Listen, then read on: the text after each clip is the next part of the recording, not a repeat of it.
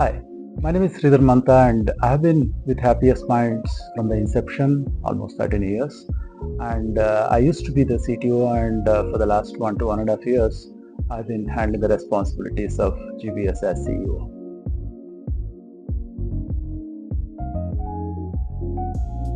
I'm also a human being and very fallible. So a lot of times when we are focused on the specific problem, we tend to be extremely narrow and keep thinking about only that problem or that person, that situation. I try to, and sometimes I'm successful, sometimes here and there I may fail, but always I try to zoom out and try to see the big picture. What are the long-term implications of it? If it is not happening, what is the worst case scenario? What is the best case scenario?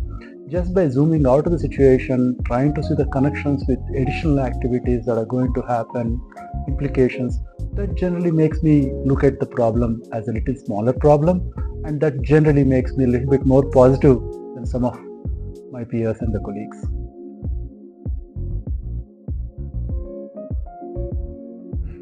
Of course, like everybody else, I am also prone to the sensual pleasures. It could be good food, it could be watching a good movie, sometimes it could be even binge watching the entire Netflix season. That being said, I strongly believe that the long-term happiness comes through fulfillment of your own responsibilities and duties. Now, that could be towards your family, that could be towards your children, that could be towards your parents, could be community, whatever one defines as the responsibilities and duties. Because in the short term, it may feel like you're not getting pleasure by fulfilling those responsibilities. That may require sacrifices, that may require going out of the way, and all kinds of things that we do. However, even though in the short term it gives less pleasure, however, fulfilling the duties and responsibilities is the only way to have a sustainable long-term happiness, in my opinion.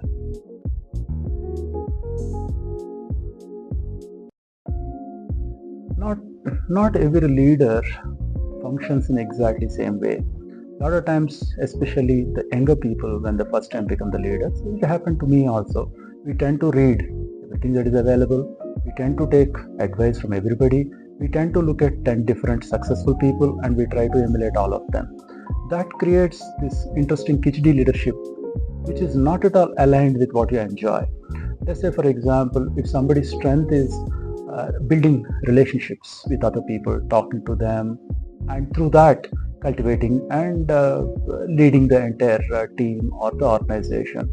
And if this person tries to take an extremely task-oriented leadership, of course he could be successful or she could be successful, but the happiness quotient will be missing. So try to get certain kind of self-awareness on what are the kind of ways in which you enjoy connecting with the world, and try to bring the same into the organization, into your leadership style. And if you are a heavy technology oriented person, and if you enjoy that, elevate that element. Of course, I'm not saying don't look at the numbers or other things. If you absolutely enjoy the numbers, take that thread in a stronger way with your team, so that in the process you'll be enjoying what you're doing too.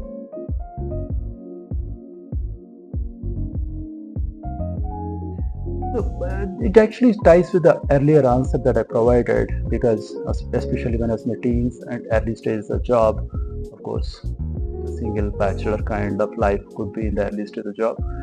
It used to be more gravitated towards the hedonistic pleasures and the happiness.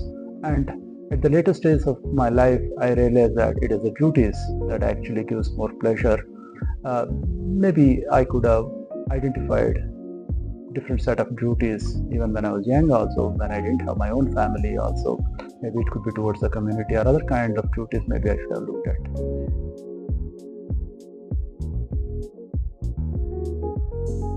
Of course, everybody will be having a lot of such experiences. There is always the first kind of thing, having your first child or your first job or something you did for your parents, etc.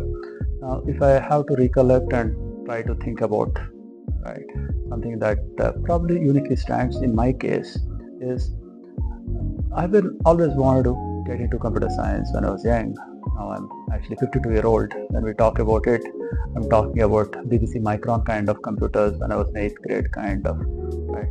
That was the time there weren't that many engineering colleges, and the college closer to my hometown was Andhra University, and I could get into mechanical engineering. Okay, most of the time I was sitting and writing code, and my final project also I write in C. Okay, now what are we going to do? This is early 90s we are talking about. And that was the time I wrote Gate, and and I got the GATE score, and that gave an opportunity for me to join IISc in computer science. That was the time truly I felt when I went into IISc. Now I'm actually going to sit and learn about computer science.